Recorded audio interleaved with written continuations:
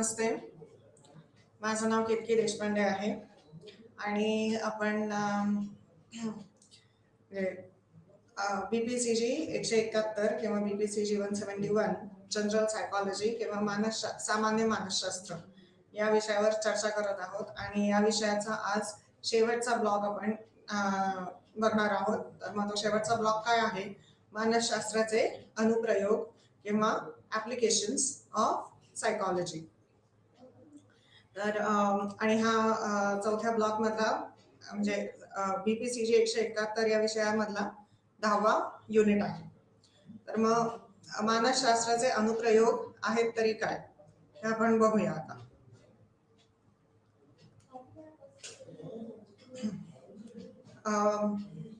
मानसशास्त्रीय निष्कर्ष जवळजवळ नेहमीच निरपेक्षतेपेक्षा संभाव्यतेच्या अटींमध्ये असतात आणि त्यामुळे ते समजणे कठीण असते. अप्लाइड सायकॉलॉजी ही मानसशास्त्राची विज्ञानाची शाखा आहे जी यावर लक्ष केंद्रित करते. कशावर लक्ष केंद्रित करते? तर सामाजिक आणि व्यावहारिक समस्यांविषयी सामाजिक मानसशास्त्रीय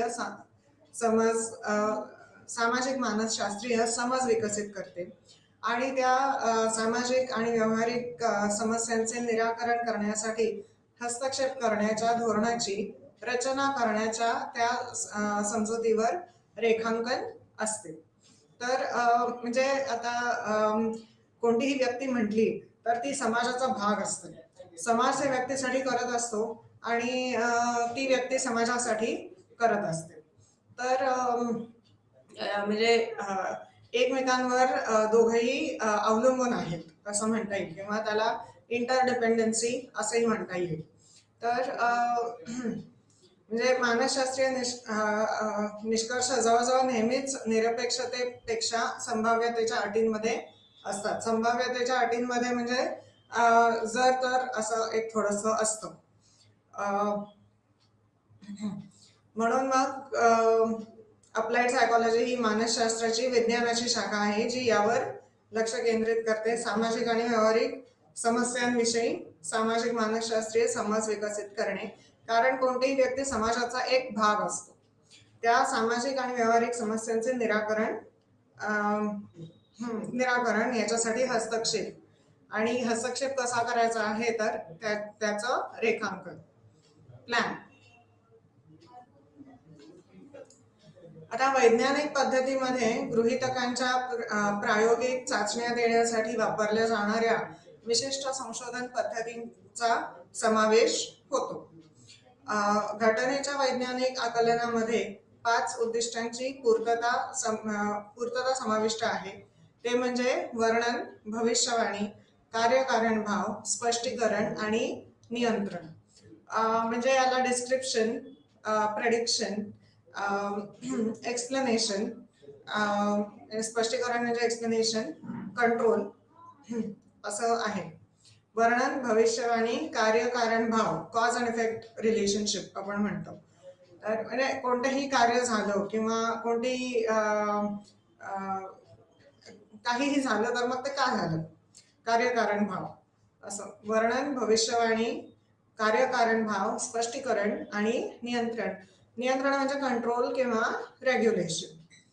उपयोजित मानसशास्त्र सामान्य स्तरावर सामाजिक आणि व्यावहारिक समस्यांचे निराकरण करण्याशी संबंधित आहे. म्हणजे मानसशास्त्राचा उपयोजितपणा आपण जर का म्हटलं तर तो कायम सामाजिकच असेल.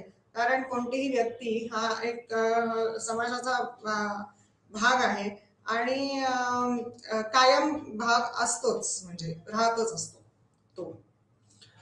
जोपर्यंत ती व्यक्ती आहे तोपर्यंत ती समाजाचा भाग आहे किंवा भाग म्हणजे घटक आहे. तर मग उपयोजित मानसशास्त्र हे कायम सामाजिकच असतं असं म्हणता येईल. मग आता सायकॉलॉजीचे ॲप्लिकेशन्स किंवा मानसशास्त्राचा उपयोजितपणा. आता सैद्धांतिक मानसशास्त्र ही मानसशास्त्राची एक शाखा आहे जी संशोधन आणि सिद्धांत तयार करण्याशी संबंधित आहे. तर मूलभूत फोकस मूलभूत फोकस किंवा मूलभूत लक्ष मानवी वर्तनाचे स्पष्टीकरण देण्यासाठी तत्वे विकसित करणे आणि कायदे स्थापित करणे यावर आहे. कायदे स्थापित करणे म्हणजे लॉज किंवा प्रिन्सिपल्स म्हणतो आपण. तर मूलभूत लक्ष कशावर आहे? मानवी वर्तनाचं स्पष्टीकरण देण्यासाठी तत्वे विकसित करणे आणि कायदे स्थापित करणे यावर आहे. तर सैद्धांतिक मानसशास्त्रातील संशोधनातून निर्माण झालेले ज्ञान आणि तत्वे व्यक्तींच्या व्यवहारिक समस्यांचे निराकरण करण्यासाठी तंत्र विकसित करण्यासाठी वापरली जातात. उपयोजित मानसशास्त्राच्या विविध शाखांद्वारे मानसशास्त्रज्ञ व्यक्तींना त्यांच्या वास्तविक जीवनातील परिस्थितींशी जुळवून घेण्यास मदत करण्यासाठी ज्ञानाचा वापर सरावात करत आहेत. मानसशास्त्र हा विषय का आला किंवा कार्य काय आहे मानसशास्त्र या विषयाचं? तर मध्ये कार्य असं आहे की साधारणपणे मानवी जीवन सोयीस्कर असावे आणि सोयीस्कर असावे. मग सोय म्हटली की मग त्याच्यामध्ये बऱ्याच गोष्टी येतात.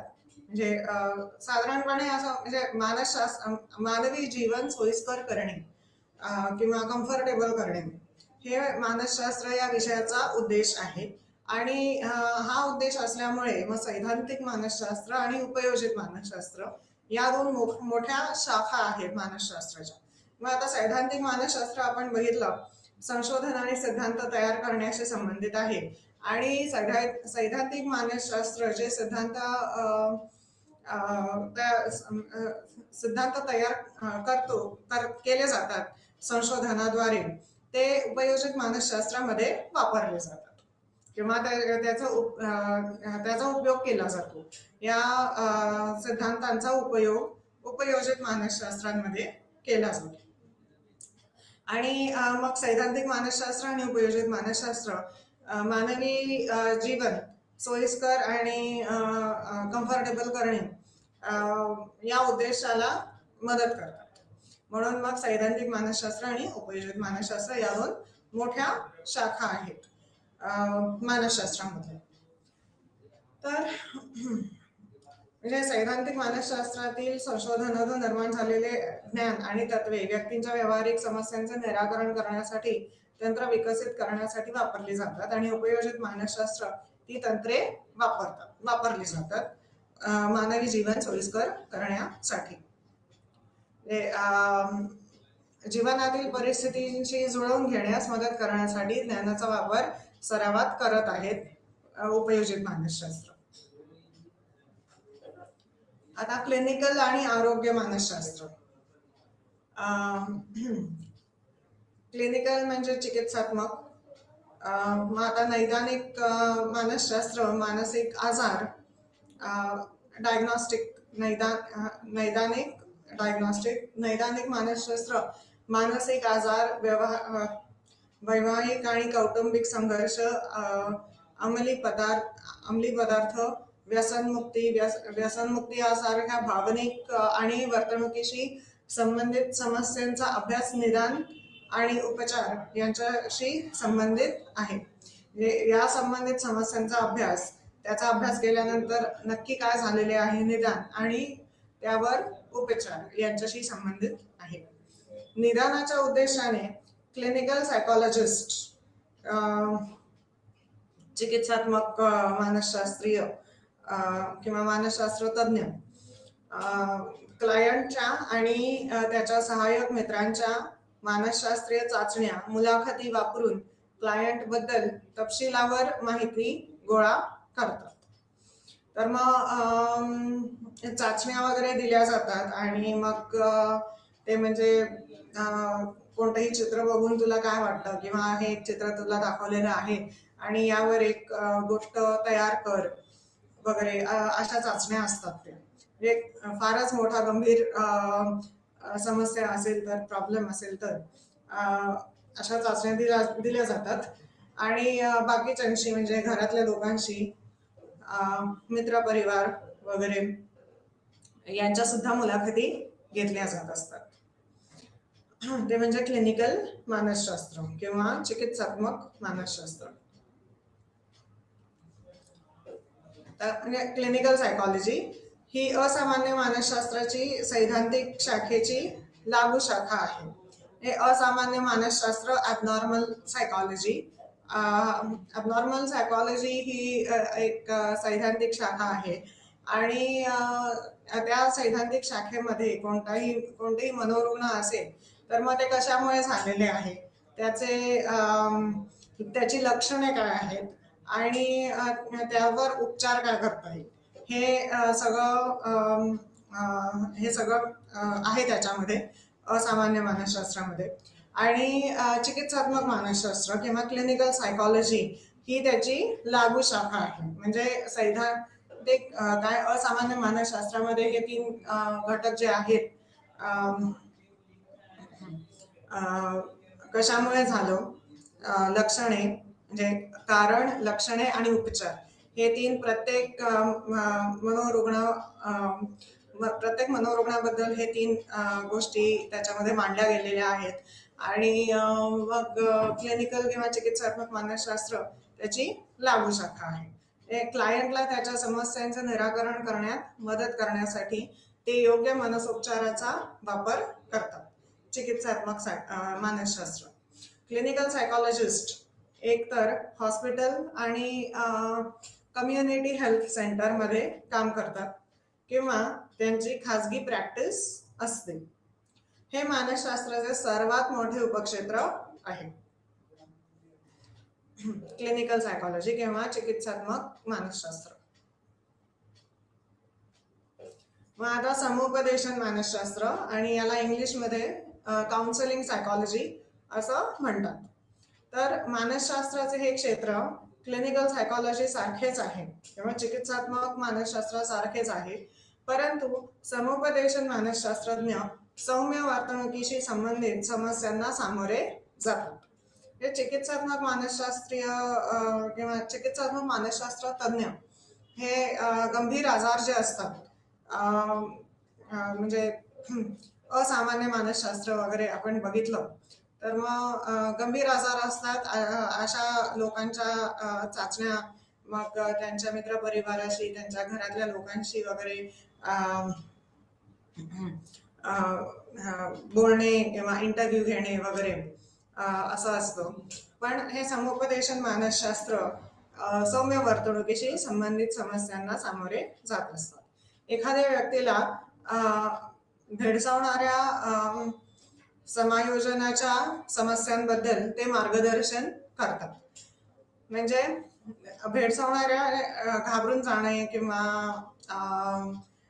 काय नक्की करावे हे कळत नाही, विचारशक्ती थांबते, असे पण प्रसंग असतात. तर मग भेडसावणाऱ्या समायोजनाच्या समस्यांबद्दल ते मार्गदर्शन करतात. समुपदेशन मानसशास्त्र तज्ञ त्यांना व्यावसायिक आणि करिअर मार्गदर्शनात सहभागी करून घेतले जाते.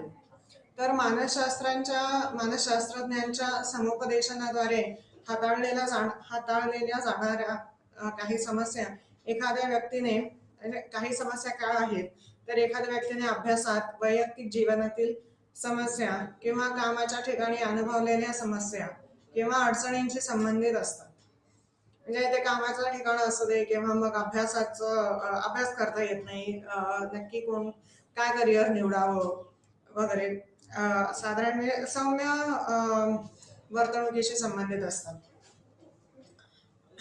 ही एक सैद्धांतिक तसेच लागू शाखा आहे. म्हणजे सैद्धांतिक शाखा पण आहे आणि उपयोजित शाखा पण आहे समुपदेशन मानसशास्त्र.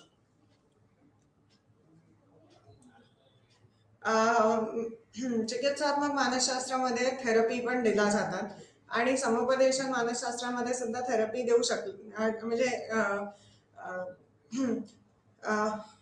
दिल्या जाऊ शकतात. म्हणजे आता समुपदेशन मानसशास्त्र म्हटलं तर साधारणपणे एक डान्स थेरपी असेल, नृत्य थेरपी किंवा म्युझिक थेरपी वगैरे, आर्ट थेरपी असेल. समुपदेशन मानसशास्त्र. आता आरोग्य मानसशास्त्र ही शाखा वर्तणुकीशी संबंधित औषधांच्या अधिक सामान्य क्षेत्राशी संबंधित आहे. शारीरिक आरोग्य आणि आजारपणाचा मानवी वर्तनाशी कसा संबंध आहे याच्याशी संबंधित आहे. ते विकास, प्रतिबंध आणि आजारावरील उपचारांमध्ये तणाव, चिंता इत्यादींसारख्या मानसशास्त्रीय घटकांच्या भूमिकेवर लक्ष केंद्रित करते. आरोग्य मानसशास्त्रज्ञांच्या स्वारस्याची क्षेत्रे कोणती आहेत तर ते तणाव आणि सामना, स्ट्रेस अँड कॉन्फ्लिक्ट असं म्हणता येईल, मानसशास्त्रीय घटक आणि आरोग्य यांच्यातील संबंध, म्हणजे इंग्लिशमध्ये म्हण आहे त्याची, healthy mind in a healthy body असं. किंवा आपण कसा विचार करतोय आणि आपलं शरीर आणि मन साधारणपणे एकमेकाबरोबर कार्य करत असतात. तर तणाव आणि सामना, मानसशास्त्रीय घटक आणि आरोग्य यांच्यातील संबंध, रुग्ण डॉक्टर संबंध आणि आरोग्याला प्रोत्साहन देण्याचे मार्ग, आणि मन शरीर समन्वय, म्हणजे मी आता म्हटलं तेच, healthy mind in a healthy body. किंवा मग शाळेमध्ये अगदी लहान असताना एक नर्सरी राईम होती, लवकर निजे लवकर उठे, व्यक्तीला आरोग्यवान, आरोग्य, सामर्थ्य आणि समजदार असे बनवते. Early to bed, early to rise makes a man healthy, wealthy and wise. तर मन शरीर समन्वय असं आहे. हे आरोग्य मानसशास्त्र याच्यामध्ये येतं. आणि आपण हेल्थ अँड वेलबिंग किंवा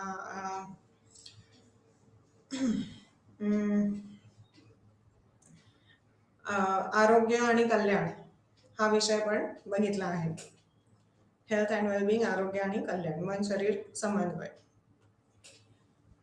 आता मन आरोग्य मानसशास्त्राचे कार्य आणि संघटना काय आहेत?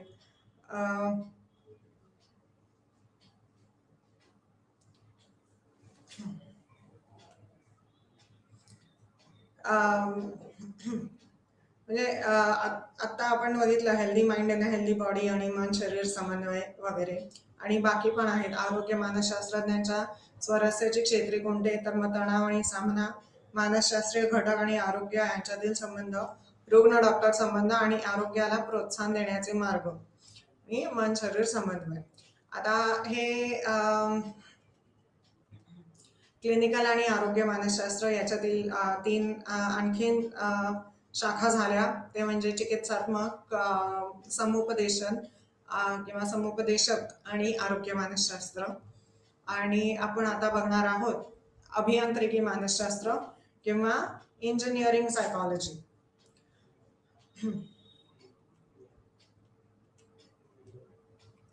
तर फ्रेडरिक टेलर आणि फ्रँक आणि लिलियन गिलब्रेथ यांनी टाइम आणि मोशन स्टडीचा पायोनियर केले आहे. टाइम, वेळ आणि मोशन, हालचाल, वेळ आणि हालचाल या घटकांचा अभ्यास केला आहे. आणि त्यांनी मग ते टूल्स आणि मजुरी प्रोत्साहन प्रणालीची पुनर्रचना करण्याचा आणि नोकरीवरील वाया जाणाऱ्या हालचाली दूर करण्याचा प्रयत्न केला असं आहे. तर मग टाइम आणि मोशन स्टडी हे रुटीन जॉबसाठी लागू केले जाते. रुटीन जॉब म्हणजे साधारणपणे एक फॅक्टरी असेल आणि तिकडे असेंब्ली लाईन असेल, तर मग रुटीन जॉबसाठी लागू केले जाते.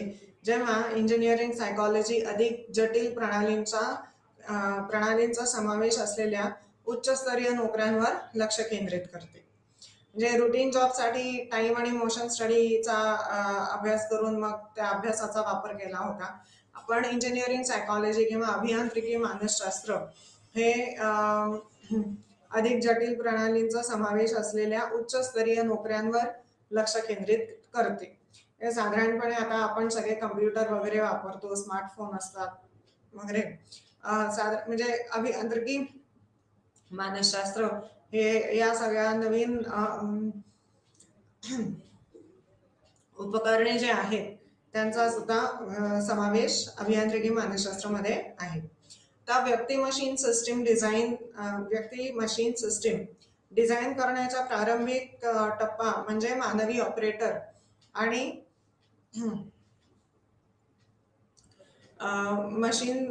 मशीन्स मधील फंक्शनचे वाटप करणे. तर व्यक्ती मशीन सिस्टीम डिझाईन करण्याचा प्रारंभिक म्हणजे सुरुवातीचा पहिलाच टप्पा असं म्हणता येईल, म्हणजे मानवी ऑपरेटर. कोणतंही मशीन असेल, उपकरण असेल, ते एक व्यक्तीच ऑपरेट करत असतो, ते व्यक्ती वापरत असते, ऑपरेट करते म्हणजे वापरत असते. आणि मशीन मधील फंक्शनचे वाटप करणे. आता म्हणजे असेंब्ली लाईन म्हटलं मी, असेंब्ली लाईन बरीच मोठी असू शकते, किंवा एक साधा आपण टेबल जरी म्हटलं, त्या टेबलचे 2 भाग असतात, करता येतील म्हणजे. आणि एका भागात एका व्यक्तीने काम करायचं आणि दुसऱ्या भागात दुसऱ्या व्यक्तीने काम करायचं, असं आहे. म्हणजे मानवी ऑपरेटर आणि मशीन मधील फंक्शनचे वाटप आहे. त्या मशीनचे कार्य जे आहे ते किती व्यक्तींनी ते मशीन वापरायचं आहे आणि ते कसे वापरायचे आहे याचं म्हणजे ते मशीनचे कार्य कोणी आणि कसे केले पाहिजे, मग त्याचा वाटप आहे. कोणत्या व्यक्तींनी म्हणजे त्याचं वाटप करणे, हे अभियांत्रिकी मानसशास्त्राचा उद्देश आहे.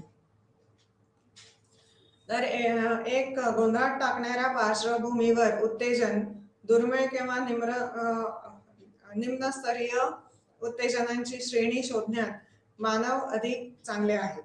संवेदनशील आणि अनपेक्षित उत्तेजनांना संवेदनशील आणि ओळखणे, संबंधित माहितीची आठवण करून निर्णय घेण्यामध्ये भूतकाळातील अनुभवांचा वापर करून विविध परिस्थितींना धूर्तपणे प्रतिसाद देणे, प्रेरक युक्तिवादाचा वापर करून समस्या सोडवण्यामध्ये लवचिकता दर्शवित आहे. म्हणजे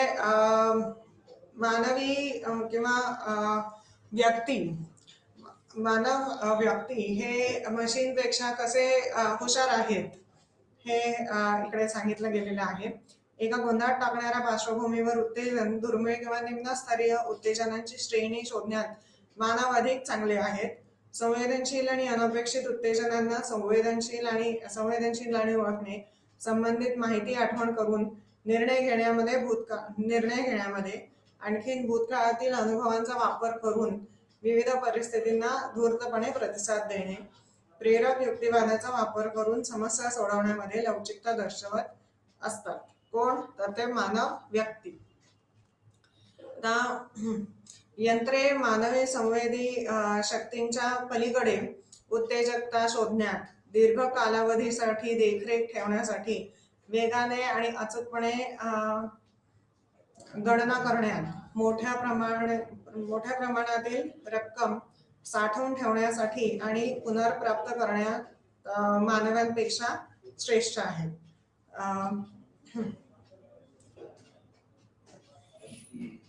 यंत्रे किंवा मशीन्स मोठ्या प्रमाणातील रक्कम साठवून ठेवण्यासाठी आणि पुनर्प्राप्ती करण्यात मानवांपेक्षा यंत्रे श्रेष्ठ आहेत.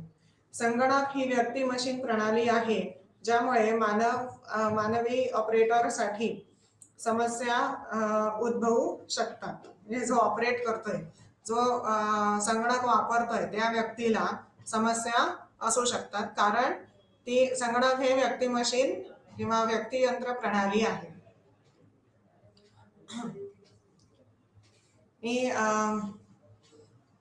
तर मग अभियांत्रिकी मानसशास्त्र कार्य आणि संघटना. अभियांत्रिकी मानसशास्त्र ही साधने, उपकरणे आणि कार्यक्षेत्रे यांच्या रचनेशी संबंधित आहे, जेणेकरून त्यांना कर्मचाऱ्यांच्या क्षमतांशी सुसंगत बनवावे. मानसशास्त्रज्ञ कामगारांच्या मर्यादा आणि क्षमता तसेच एक कार्यक्षम व्यक्ती मशीन किंवा व्यक्ती यंत्र प्रणाली तयार करण्यासाठी उपकरणांची वैशिष्ट्ये विचारात घेतात. अभियांत्रिकी मानसशास्त्राची पूर्वगामी वेळ आणि गतीचा अभ्यास होत असतो. आता संगणकाच्या वापरामुळे मानवी कौशल्ये नोकरीतील असंतोष, कंटाळवाणेपणा आणि शारीरिक तक्रारींमध्ये घट होऊ शकते. यंत्रमानव नेहमीच्या पुनरावृत्तीच्या कामात माणसांपेक्षा चांगली कामगिरी करू शकतात. रोबोट्स नोकरीच्या कामगिरीमध्ये कोणतीही बिघाड न करता उच्च दर्जाची अधिक उत्पादने तयार करू शकतात. त्यांनी सुरक्षिततेसाठी त्यांच्या योजनांमध्ये मानवी सवयी लक्षात घेतल्या पाहिजेत. उदाहरणार्थ, रस्त्यावर आणि महामार्गांवर मानसशास्त्रीय ज्ञान सर्व यांत्रिक उपकरणे आणि डिस्प्लेच्या डिझाईनमध्ये मोठ्या प्रमाणात मदत करत असतात.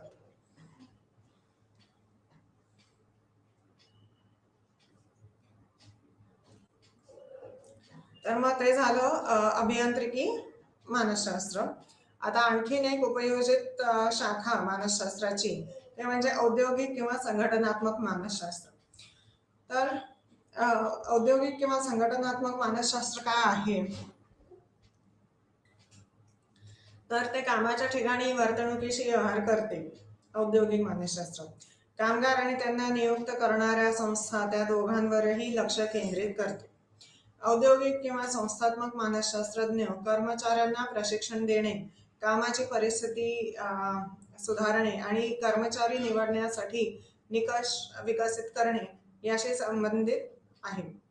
एक संस्थात्मक मानसशास्त्रज्ञ शिफारस करू शकतो की एखादी कंपनी नवीन व्यवस्थापन संरचना स्वीकारू शकते, ज्यामुळे व्यवस्थापक आणि कर्मचारी यांच्यातील संवाद वाढेल.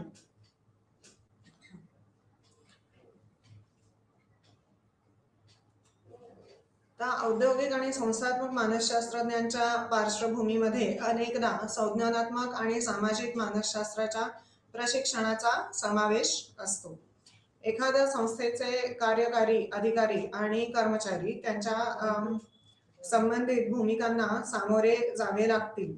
अशा समस्यांना सामोरे जाण्यासाठी संस्थात्मक मानसशास्त्रज्ञ बहुमोल मदत करतात. ते संस्थांना सल्लागार सेवा देतात आणि त्यांची कार्यक्षमता आणि परिणामकारकता वाढवण्यासाठी कौशल्य प्रशिक्षण कार्यक्रम आयोजित करतात.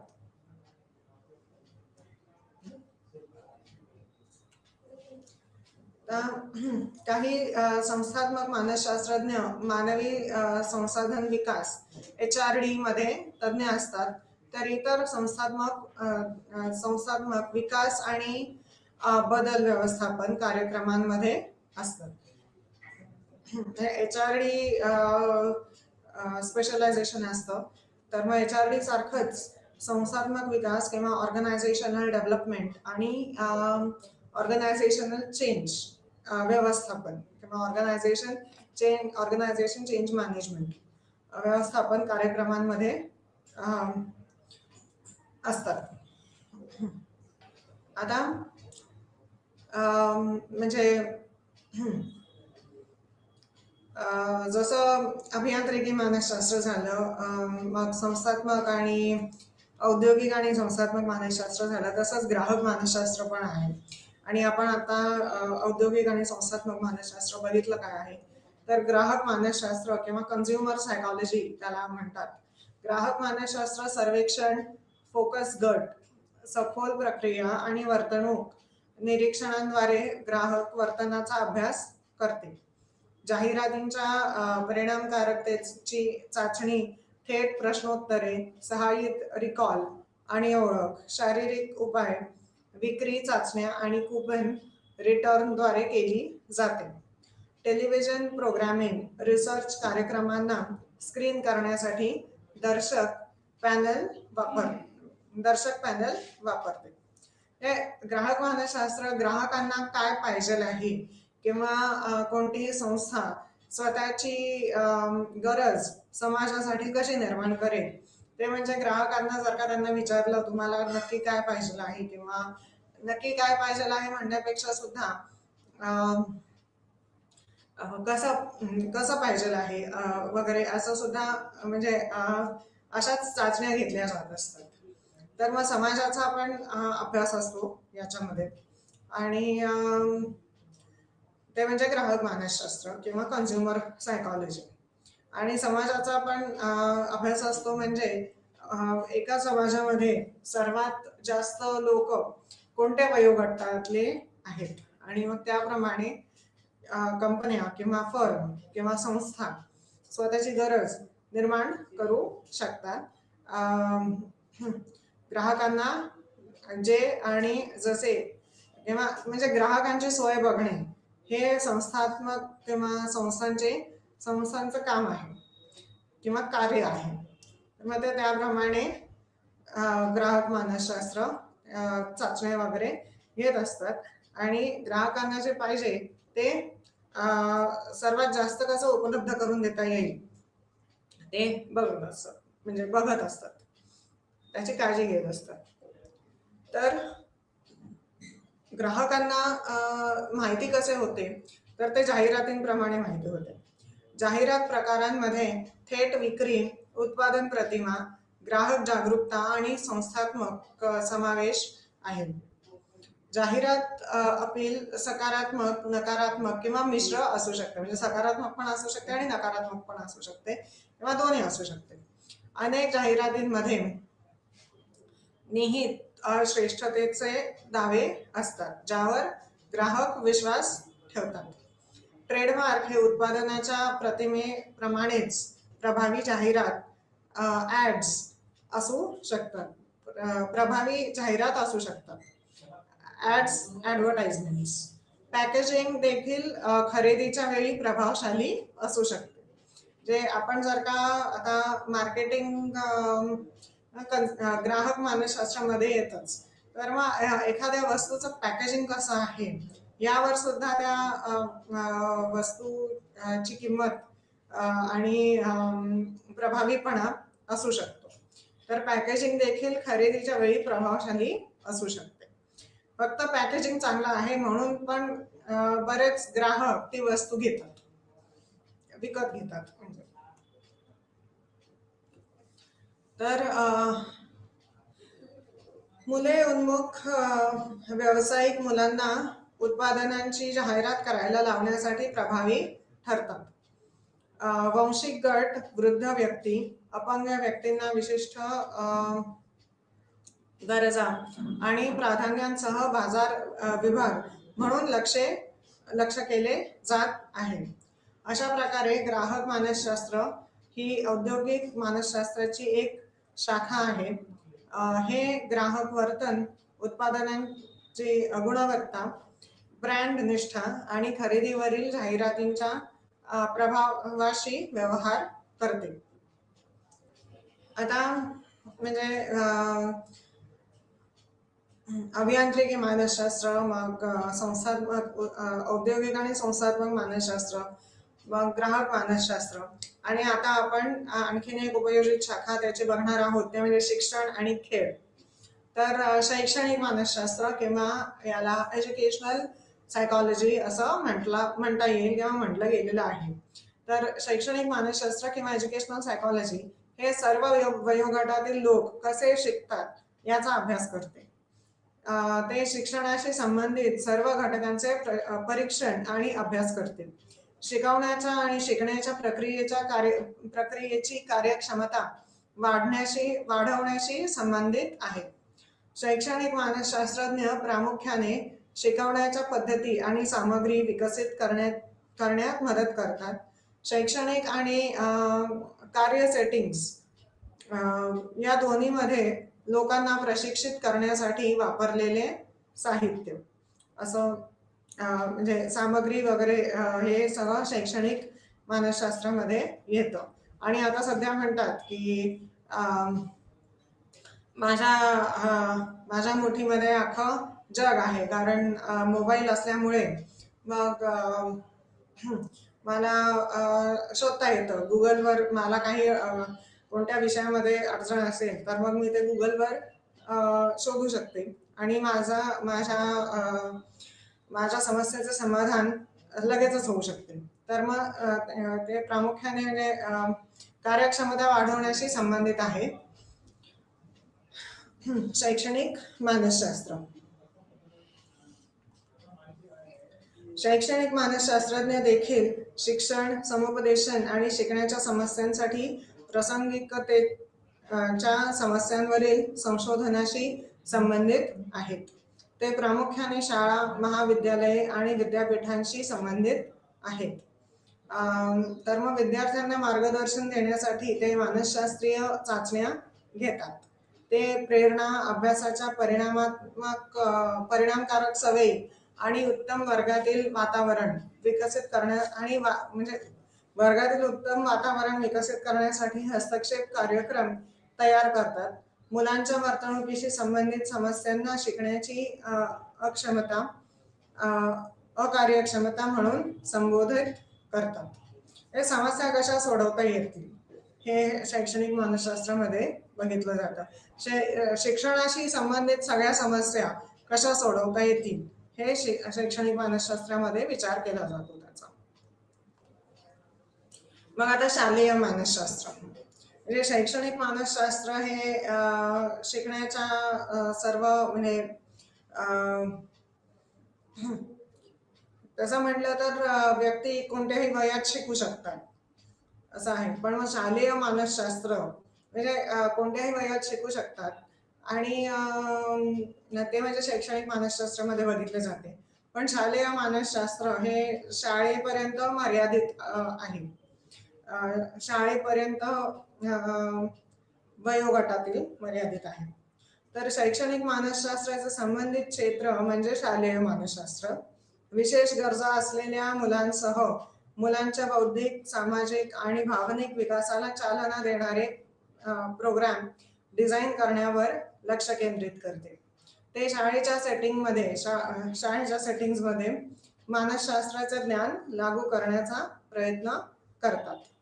आता शालेय मानसशास्त्रज्ञ शैक्षणिक प्रणालींमध्ये काम करतात आणि त्यांच्या भूमिका त्यांच्या प्रशिक्षणाच्या स्तरानुसार भिन्न असतात. तर शालेय म्हणजे भिन्न असतात म्हणजे शैक्षणिक प्रणालींमध्ये काम करतात आणि त्यांच्या भूमिका त्यांच्या प्रशिक्षणाच्या स्तरांनुसार भिन्न असतात. प्रशिक्षणाच्या स्तरानुसार म्हणजे आता तुम्ही जर का मानसशास्त्राचे ग्रॅज्युएट आहात तर मग म्हणजे काय तुम्हाला शाळेमध्ये समुपदेशन व्हायला कदाचित MA सायकॉलॉजी वगैरे करावं लागेल आणि त्याच्या पुढे विचार करायचा असेल तर PhD वगैरे. तर मग आणि BA सायकॉलॉजी म्हणजे साधारणपणे मानसशास्त्रीय चाचण्या देणे वगैरे हे असं म्हणजे शालेय मानसशास्त्रज्ञ शैक्षणिक प्रणालीमध्ये काम करतात आणि त्यांच्या भूमिका त्यांच्या प्रशिक्षणाच्या स्तरानुसार भिन्न असतात. तुम्ही काय शिकलेला आहात आणि त्याप्रमाणे तुम्हाला कोणती भूमिका दिली जाऊ शकते मानसशास्त्रज्ञ म्हणून. तर मग ते असं भिन्न आहे. तर मग शालेय मानसशास्त्र ही शैक्षणिक मानसशास्त्राच्या सैद्धांतिक शाखेची लागू शाखा आहे. म्हणजे एज्युकेशनल सायकॉलॉजी म्हणजे शैक्षणिक मानसशास्त्र ही सैद्धांतिक शाखा आहे. पण स्कूल सायकॉलॉजी किंवा शालेय मानसशास्त्र ही त्याची उपयोजित शाखा आहे. काही शालेय मानसशास्त्रज्ञ केवळ चाचण्यांचे व्यवस्थापन करतात तर इतर विद्यार्थ्यांच्या समस्यांना मदत करण्यासाठी परीक्षेच्या निकालांचाही अर्थ लावतात. ते शाळेची धोरणे तयार करण्यातही मदत करतात. ते पालक, शिक्षक आणि प्रशासक यांच्यातील संप्रेषण सुलभ करतात. ते म्हणजे कम्युनिकेशन संप्रेषण सुलभ करतात. ते शिक्षक आणि पालकांना विद्यार्थ्याच्या शैक्षणिक प्रगतीबद्दल माहिती देखील देतात.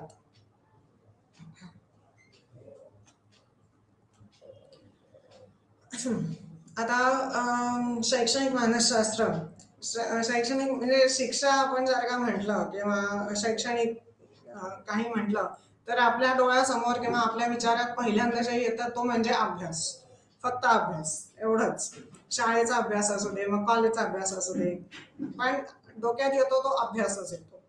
पण शैक्षणिक मानसशास्त्र ही फार मोठी सैद्धांतिक शाखा आहे आणि त्याची एक उपयोजित शाखा म्हणजे आपण शाळा मानसशास्त्र बघितलं, तशीच दुसरी उपयोजित शाखा शैक्षणिक मानसशास्त्राची जी सैद्धांतिक आहे ती म्हणजे स्पोर्ट्स सायकॉलॉजी किंवा क्रीडा सायकॉलॉजी असं म्हणता येईल.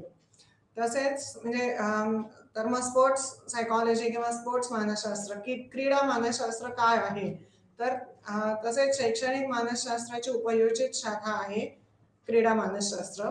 स्पोर्ट सायकॉलॉजी ही खेळाडूंची प्रेरणा वाढवून खेळाची कामगिरी सुधारण्यासाठी मानसशास्त्रीय तत्वे लागू करतात. स्पोर्ट्स सायकॉलॉजी हे तुलनेने नवीन क्षेत्र आहे, परंतु जगभरात स्वीकृती मिळवत आहे. आणि चक दे सिनेमा बऱ्याच जणांनी बघितला असेल, तर मग ते म्हणजे क्रीडा मानसशास्त्र किंवा स्पोर्ट्स सायकॉलॉजी. आणि आता जे वाचलं आपण की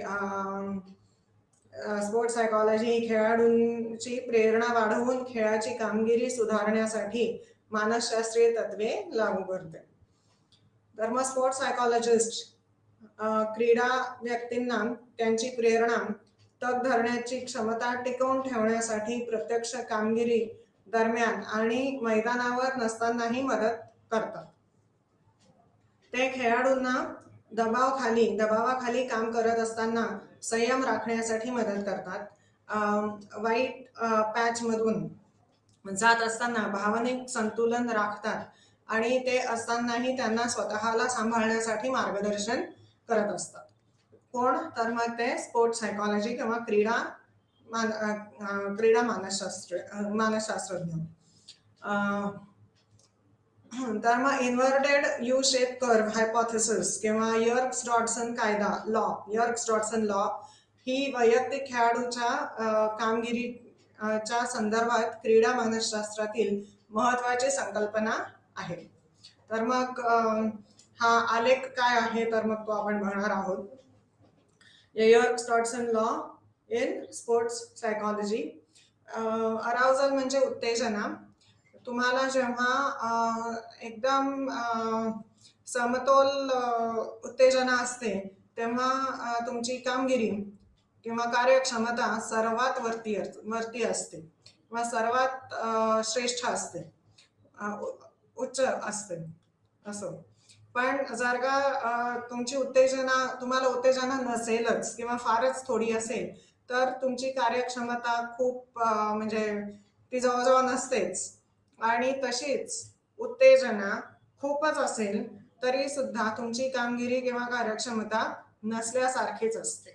जे इकडे म्हटलेलं आहे इन्क्रीज्ड अटेन्शन अँड इंटरेस्ट. मग optimal arousal and optimal performance. जेव्हा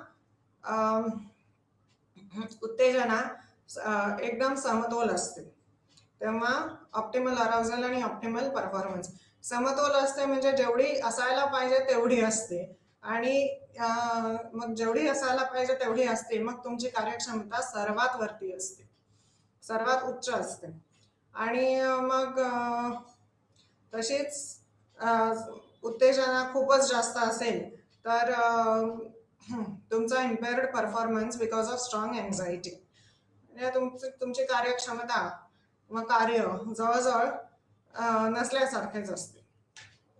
तर हा म्हणजे यर्क्स डॉटसन लॉ किंवा इन्व्हर्टेड उलटा यू आहे हा, inverted U shape curve hypothesis आलेख. मग आता खेळ आणि व्यायामाचे मानसशास्त्र हे याच्या परिणामांचा अभ्यास आहे. खेळ आणि व्यायामाच्या कामगिरीवर मानसशास्त्रीय आणि भावनिक घटक, मनोवैज्ञानिक आणि भावनिक घटकांवर खेळ आणि व्यायामाचा सहभाग. नॉर्मन ट्रिपलेट 1897 यांनी स्पोर्ट सायकॉलॉजी रिसर्च आयोजित करणारी पहिली व्यक्ती म्हणून उद्धृत केले आहे. संशोधन स्पोर्ट्स सायकॉलॉजीवर संशोधन हे पहिल्यांदा नॉर्मन ट्रिपलेट यांनी केलं, ते 1897 मध्ये. ट्रिपलेटने सामाजिक सुविधेच्या अटींखाली सायकल स्वारांच्या कामगिरीचे विश्लेषण केले. मग कोलमॅन ग्रिफिथने 1925 मध्ये इलिनॉइस विद्यापीठात पहिली क्रीडा मानसशास्त्र प्रयोगशाळा स्थापन केली. अलीकडच्या वर्षात असंख्य विद्वान संस्थांनी संशोधन आणि संशोधनासाठी संशोधन केले. युनायटेड स्टेट्समध्ये किंवा अमेरिकेमध्ये सर्वात प्रमुख म्हणजे क्रीडा आणि शारीरिक क्रियाकलाप NASPSPA आणि ॲडव्हान्समेंट ॲप्लिकेशन अनुप्रयोग या संस्थांचा मानसशास्त्रासाठी नॉर्थ अमेरिकन सोसायटी आहेत. हे नॉर्थ अमेरिकन अमेरिकेमध्ये या दोन मुख्य क्रीडा मानसशास्त्र याच्यावर अभ्यास करणाऱ्या संस्था आहेत. आता क्रीडा मानसशास्त्र याचे उद्दिष्टे काय आहेत तर स्पर्धात्मक कार्यक्रमासाठी तयारी वाढवणे, प्रेरणा वाढवणे, भावनांचे व्यवस्थापन करण्यात मदत करणे, कल्याण सुधारा, हे प्रमोट वेलबिंग असं म्हटलंय, आत्मसन्मान आणि आत्मविश्वास सुधारणे, टीम वर्क आणि टीम सहयोग सुधारणे, क्रीडा कौशल्ये, स्पोर्ट्स स्किल्स, फोकस आणि एकाग्रता कौशल्ये सुधारणे, विश्रांतीची कौशल्ये शिकवणे किंवा शिकणे, तणाव आणि चिंता व्यवस्थापित करण्यात मदत करणे, स्वतःचा विकास करणे किंवा जागरूकता. अशा प्रकारे क्रीडा मानसशास्त्र ॲथलेटिक क्रियाकलाप आणि व्यायामासाठी मानसशास्त्र लागू करते. मग आता गुन्हेगारी आणि फॉरेन्सिक मानसशास्त्र. मानसशास्त्र म्हणजे ही शाखा सामाजिक मानसशास्त्राशी जवळून संबंधित आहे. गुन्हेगारी मानसशास्त्रज्ञ गुन्ह्यांची कारणे ओळखणे, गुन्हेगारांच्या व्यक्तिमत्वाचा अभ्यास करणे, गुन्हेगारी वर्तन नियंत्रित करण्यासाठी प्रतिबंधात्मक उपाय सुचवणे आणि अंमलबजावणीवर नियंत्रण ठेवण्यासाठी संबंधित आहेत. गुन्हेगारी मानसशास्त्र गुन्हेगारी वर्तनामागील हेतूंशी संबंधित आहे.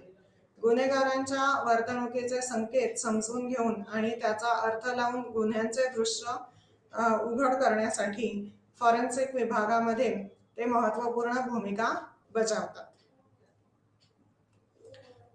ते सर्वसाधारणपणे कायद्याच्या अंमलबजावणी विभाग किंवा गुन्हेगारी तपास विभाग किंवा गुन्हेगारांच्या पुनर्वसनासाठी काम करणाऱ्या सामाजिक संस्थेसोबत काम करतात.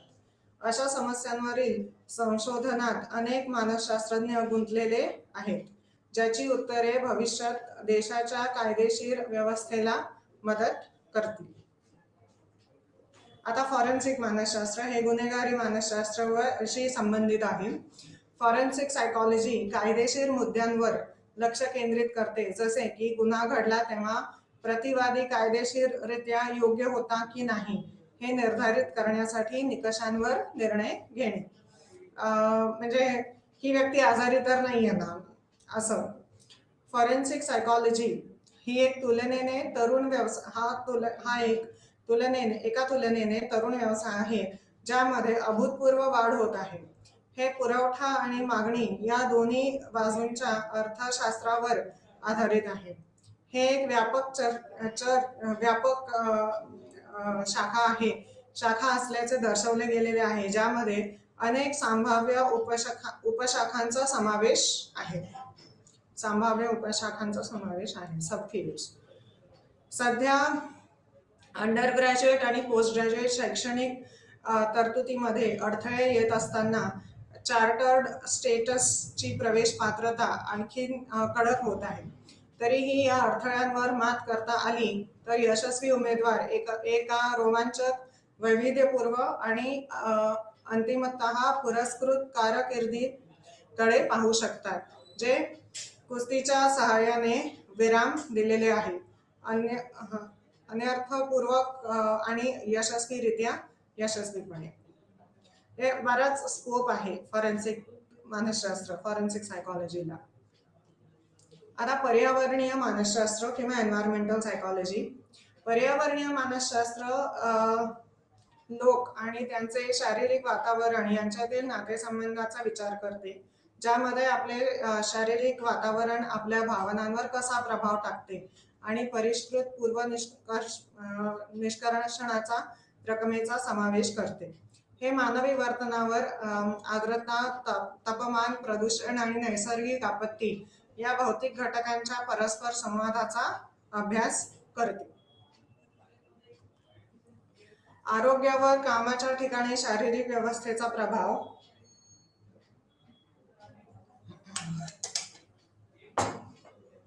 भावनिक स्थिती आणि आंतरवैयक्तिक संबंधांची देखील तपासणी केली जाते.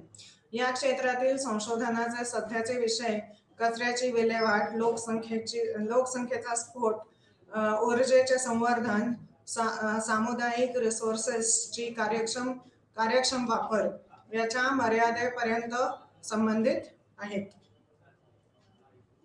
संशोधन अभ्यासांनी पर्यावरणीय परिस्थितीचे महत्त्व समोर आणले आहे. उदाहरणार्थ, कामाच्या ठिकाणी संगीत, जे मानवी कार्यप्रदर्शन आणि पर्यावरणीय धोक्यांना अनुकूल आहेत. उदाहरण, तीव्र परीक्षणासाठी. पर्यावरणीय मानसशास्त्रामध्ये वाढणारे क्षेत्र कोणते आहेत? वास्तुशास्त्राचे सामाजिक मानसशास्त्र, मुख्यत्वे गर्दी, प्रादेशिकता यांच्या मानवी कार्यक्षमतेवर होणाऱ्या परिणामांशी संबंधित आहे. आता लष्करी आणि विमान चालन म्हणजे मिलिटरी सायकॉलॉजी आणि एरोनॉटिकल सायकॉलॉजी. सैनिकी मानसशास्त्र. सैनिक आणि अधिकाऱ्यांच्या निवडीसाठी प्रथम विश्वयुद्ध म्हणजे प्रथम विश्वयुद्ध नंतर सैनिकी क्षेत्रात मानसशास्त्र लागू केले गेले. आजही लष्करी भरतीच्या उद्देशाने व्यक्तिमत्व आणि ऍप्टिट्यूड चाचण्या मोठ्या प्रमाणावर वापरल्या जातात. या क्षेत्रात काम करणारे मानसशास्त्रज्ञ युद्धकाळात सैनिकांचे मनोबल टिकवून ठेवण्यास मदत करतात. ते त्यांना युद्धाच्या तणावाचा सामना करण्यास सक्षम करतात आणि त्यांनी त्यांच्या कुटुंबापासून दूर राहण्यासाठी मानसिक बळ देतात. ते युद्धात जखमी झालेल्या सैनिकांच्या मानसिक समस्या देखील हाताळतात आणि त्यांच्या पुनर्वसनाची योजना आखतात. या क्षेत्रात मानसशास्त्रज्ञ करिअरची संधी काय आहे तर मग आर्मी मेंटल हेल्थ स्पेशालिस्ट आणि आर्मी सायकॉलॉजिस्ट. आता विमानचालक मानसशास्त्र, aeronautical psychology. Aviation psychology, aerospace psychology असेही संबोधले जाते. हे विमानचालन क्षेत्रामधील वर्तन, भावना, क्रिया आणि संज्ञात्मक प्रक्रियांचा अभ्यास करते. एव्हिएशन सायकॉलॉजीची उत्पत्ती 1920च्या सुरुवातीस USSR मध्ये एव्हिएशन मेडिसिन आणि वर्क सायकॉलॉजीच्या विकासासह झाले. पृथ्वीपासून मानवाचे विभक्त होणे स्थानिक अभिमुखतेमध्ये तीव्र बदल घडवून आणते. मग प्रवेग, बॅरोमेट्रिक दाब कमी होणे, वायुमंडलीय रचनेतील बदल यांचा मज्जासंस्थेवर भरीव परिणाम होऊ शकतो. त्याऐवजी पायलट्सना अखंड एकाग्रता आणि जलद निर्णय घेणे आवश्यक आहे. यामुळे एव्हिएशन सायकॉलॉजी स्टडीजमध्ये एव्हिएशनचे सायकॉलॉजिकल पैलू, उड्डाण करताना दक्षता, कार्यक्षमता वाढवणे, व्यवसायांसाठी अर्जदारांची निवड सुधारणे, सायकॉलॉजिकल डॉक्टरांची ओळख, हे सगळं विमानचालन मानसशास्त्रामध्ये येतं. मानवी वर्तणूक, कृती, संज्ञात्मक आणि भावनिक प्रक्रिया आणि कर्मचाऱ्यांमधील परस्पर संवाद समजून घेण्यासाठी ते संज्ञात्मक मानसशास्त्राच्या अनुप्रयोगाचा देखील अभ्यास करतात. त्या क्षेत्रात मानसशास्त्रीय करिअरची संधी आहेत. वायुसेना मानसशास्त्रज्ञ. सध्या एव्हिएशन सायकॉलॉजी मधील संशोधन इंजिनिअरिंग सायकॉलॉजी, अभियांत्रिकी मानसशास्त्र चौकटीत विकसित होते. आता सायकॉलॉजीचे ऍप्लिकेशन्स, उपयोजित मानसशास्त्राच्या महत्वाच्या संकल्पना काय आहेत? Clinical psychology. क्लिनिकल सायकॉलॉजिस्ट मानसोपचार करतात, क्लिनिकल समस्यांची तपासणी करतात आणि उपचारांच्या पद्धती विकसित करतात. आरोग्य मानसशास्त्र हा आरोग्य, आजारपण आणि आरोग्य संबंधित वर्तनांचा वैज्ञानिक अभ्यास आहे. स्पोर्ट्स सायकॉलॉजी, क्रीडा मानसशास्त्र हा सायकॉलॉजिकल बेस, प्रक्रिया आणि खेळाच्या प्रभावाचा अभ्यास आहे. आता फॉरेन्सिक सायकॉलॉजी न्यायाधीश, वकील आणि इतर वकील म्हणजे वकिलांसारखे इतर व्यक्ती यांच्याशी योग्यरित्या संवाद साधण्यास सक्षम होण्यासाठी संबंधित न्यायाधिकाऱ्यांमध्ये गुन्हेगारी कायदा समजून घेणे यात सामील आहे. मिलिटरी सायकॉलॉजी हे लष्करी सेटिंगमध्ये मानसशास्त्रीय तत्वांचा वापर आहे. तर मग महत्वाच्या संकल्पना काय आहेत?